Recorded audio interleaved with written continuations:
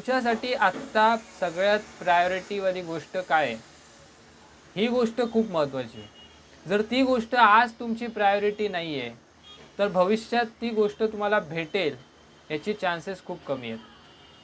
कारण जर आज ती गोष्ट तुमच्यासाठी प्रायोरिटी नाही आहे आणि तुमच्यासाठी ती गोष्ट करणं खूप जास्त महत्त्वाचं नाही आहे, तर तुम्हाला ती गोष्ट भेटूच शकत नाही. कुठलीही जी गोष्ट असते, जी आपल्याला खरंच पाहिजे असते, त्यासाठी आपण काहीही करायला तयार होतो, काहीही. आणि कुठलीही जी योग्य गोष्ट असते, जी मोठी गोष्ट असते, ती बिना परिश्रम, बिना हार्डवर्क भेटत नाही. त्यासाठी तुम्हाला हार्डवर्क करावंच लागेल. त्यासाठी तुम्हाला तुमचा टाईम द्यावाच लागेल. तुम्हाला तुमची एनर्जी फोकस करावीच लागेल. म्हणून फोकस खूप जास्त महत्त्वाचं आहे.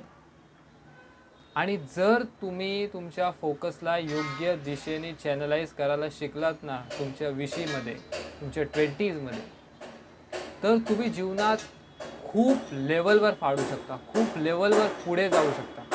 जीवनामध्ये तुम्हाला सगळं काही भेटेल जे तुम्हाला तुमच्या जीवनात पाहिजे. जी गाडी पाहिजे ती भेटेल, ज्या बंगल्यात राहायचं आहे त्या बंगला तुम्ही घेऊ शकता.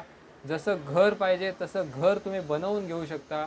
जिथे फिरायला जायचं आहे तिथे फिरायला जाऊ शकता. पण बशर्ते तुमचा फोकस खूप जास्त शार्प असला पाहिजे आणि तुमच्या प्रायोरिटी सेट असल्या पाहिजेत तुमच्या स्ट्रगलिंग पिरियडमध्ये. 20 हा जो वय असतो ना 20 ते 30 पर्यंत, हा एक स्ट्रगलिंग फेज असतो.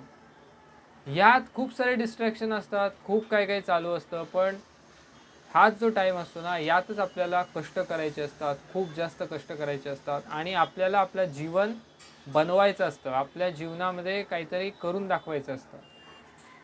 पण या 10 वर्षाच्या पिरियडमध्येच खूप सारे डिस्ट्रॅक्शन, खूप सारे नेगेटिव्ह थॉट्स, ओव्हर थिंकिंग वगैरे असे खूप सारे गोष्टी येत असतात.